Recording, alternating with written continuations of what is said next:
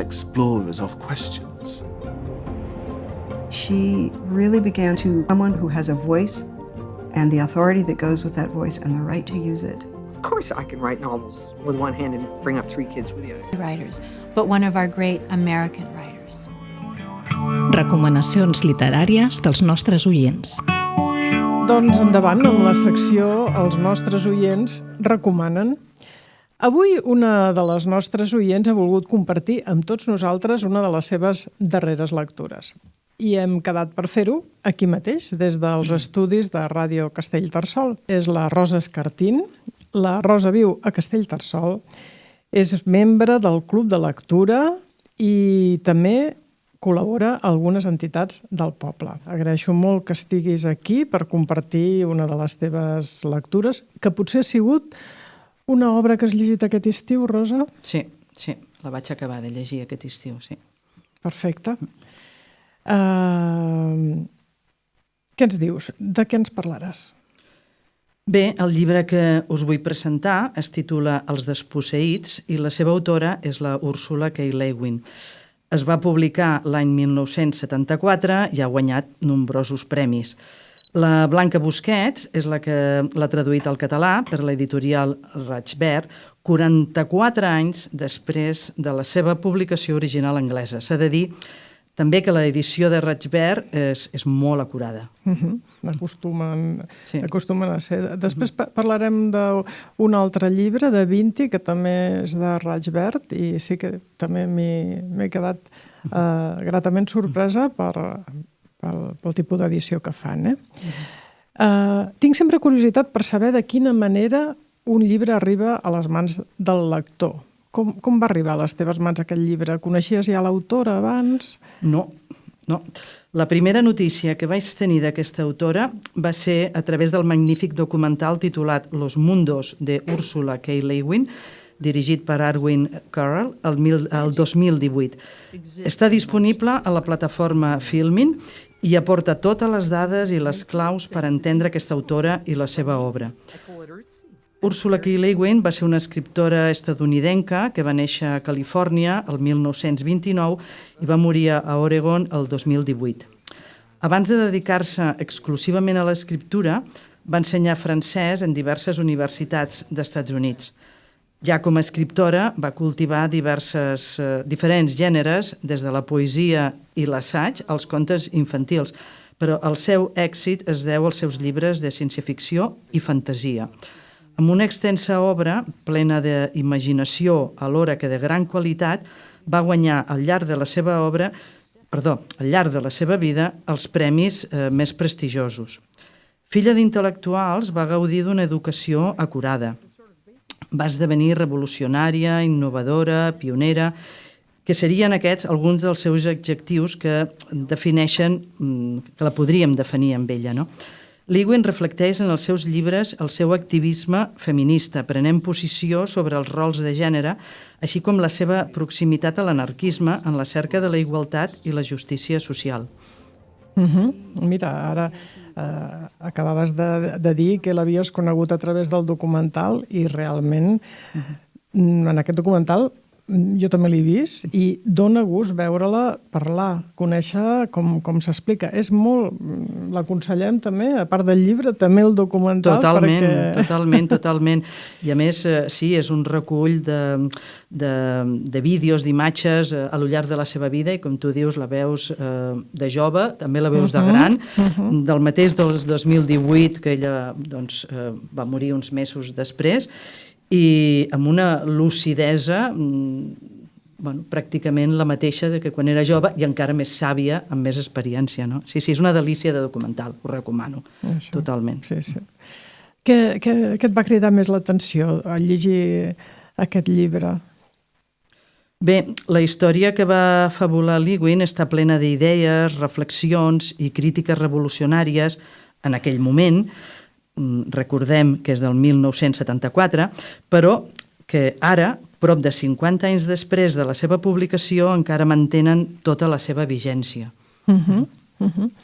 I què ens vol dir l'autora? Perquè aquestes obres de ciència-ficció a part de la història, sempre al darrere acostuma a haver-hi una intenció, un missatge. Sí, totalment. En els desposseïts, Lewin oposa dos societats que habiten planetes diferents, veïns. Un d'aquests planetes l'anomena Urres, i en la descripció del seu sistema d'organització social reconeixem una societat capitalista i patriarcal amb desigualtats tant de classe com de gènere. I són aquestes desigualtats les que fan que un grup dissident decideixi marxar a viure a Narres, el nom que li dona l'autora, que és la lluna del planeta Urres, per crear de bell nou una societat amb una organització social diferent a la capitalista. Aquesta societat utòpica s'organitzarà al voltant de les idees d'Odo. Odo és una dona que va patir presó a Urres per les seves conviccions revolucionàries i d'oposició a l'establishment. I el corpus de les idees d'Odo, Lewin es va inspirar en els principis de Kropotkin. Kropotkin, ostres. Veig que no només has llegit la novel·la, sinó que t'has documentat molt bé, Rosa.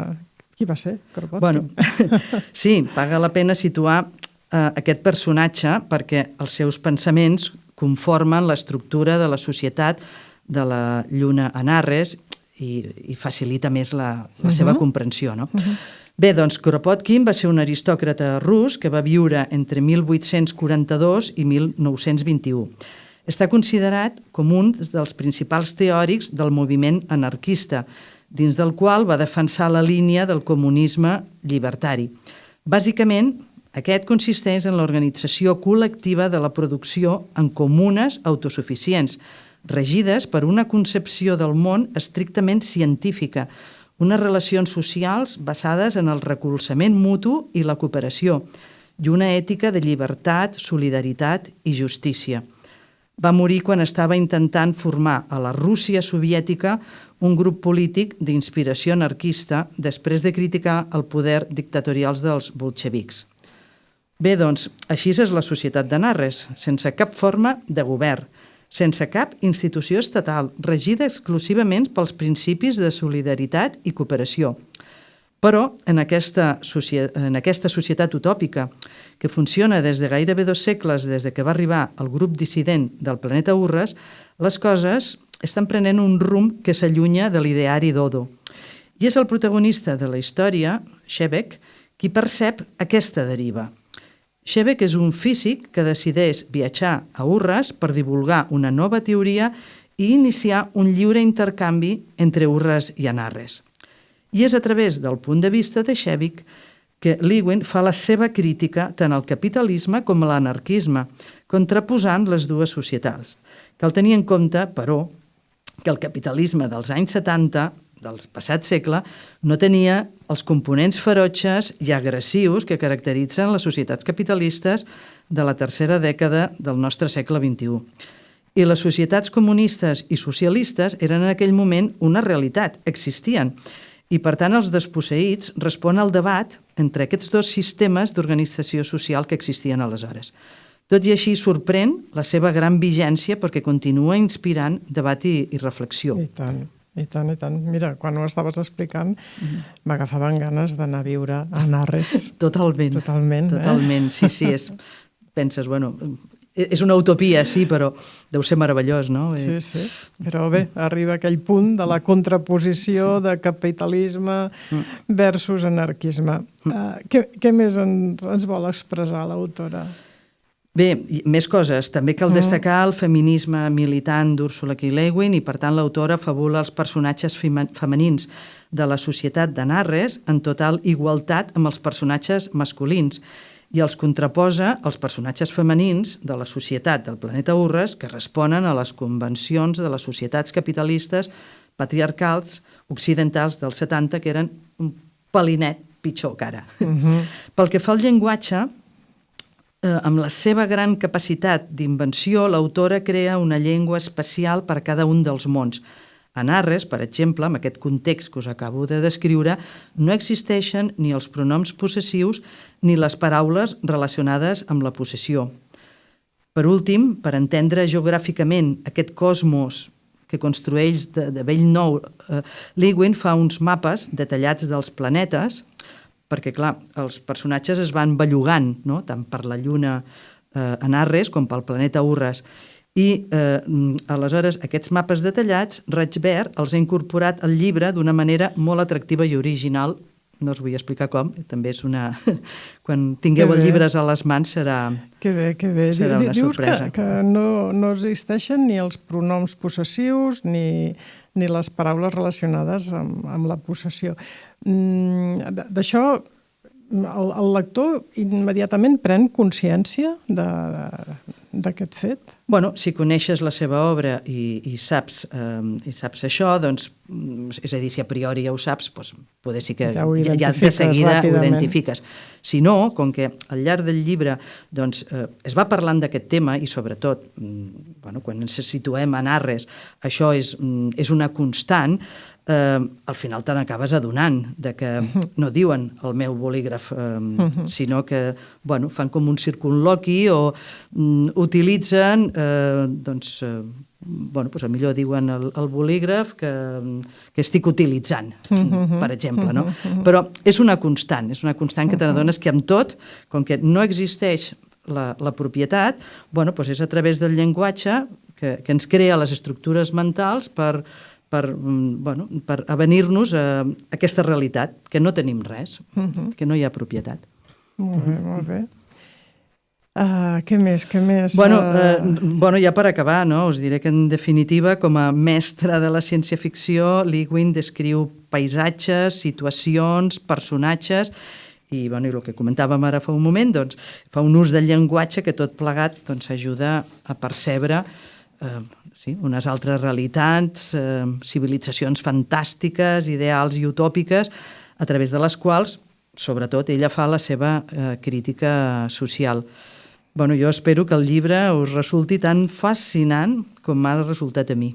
M'han agafat moltes ganes de llegir-lo, Rosa. Sí, no et decebrà, Pilar, no et decebrà en absolut. Que bé, us ho que bé. recomano tots. Doncs espero que també aquesta hagi sigut una proposta ben atractiva pels oients del programa. Què els diries a les persones que estan amb el tema de la ciència-ficció i fantasia, que si agafa un llibre, que si no, que si sí, que si no, no? Sí, la línia que separa la ciència-ficció i la fantasia realment és molt prima, però clar, la fantasia poder entra tot, no? Entra absolutament tot. Clar, la ciència-ficció ja ho diu, ciència, no? Doncs sí, clar, són mons on la ciència i la tecnologia aconsegueixen coses que per nosaltres han de ser plausibles, no? De que puguin funcionar, però clar, estan més enllà, no? De la nostra actualitat. Jo soc molt eclèctica amb les lectures i tampoc no soc una fan de la ciència-ficció. La literatura és com els vins, vull dir, un bon vi el pots trobar arreu, no? Vull dir, si està ben fet i t'agrada, doncs... Des de luego, els llibres de la Lewin els recomano a tothom. I, mira, aprofito per trencar una llança en el seu favor, perquè quan preparava aquesta ressenya bibliogràfica vaig voler buscar algunes coses i, per exemple, si a Google fas una cerca de Ray Bradbury, són gairebé 31 milions d'entrades. Si fas la de la Lewin, em sembla que eren poc més de 5 milions. Per què? Potser perquè és dona. Ecoli qua. Ja ho has dit tot. I sempre que vas a ressenyes, a relacions de crítics, periodistes, sobretot periodistes, però també dins de l'àmbit literari, els exemples, ciència-ficció, literatura, ciència-ficció, els exemples sempre són d'homes. Suposo que és per això que jo de la Ursula K. Le Guin no sabia absolutament res, no? Esperem que mica en mica això es vagi resolent. Molt bé. Gràcies, Rosa. Espero que aquesta ha sigut la primera vegada per acollir-me. Desitjo que Ràdio Castellterçol et pugui rebre moltes vegades. Espero que també. Una salutació per a tothom. Gràcies. Adéu-siau. Llegim o què?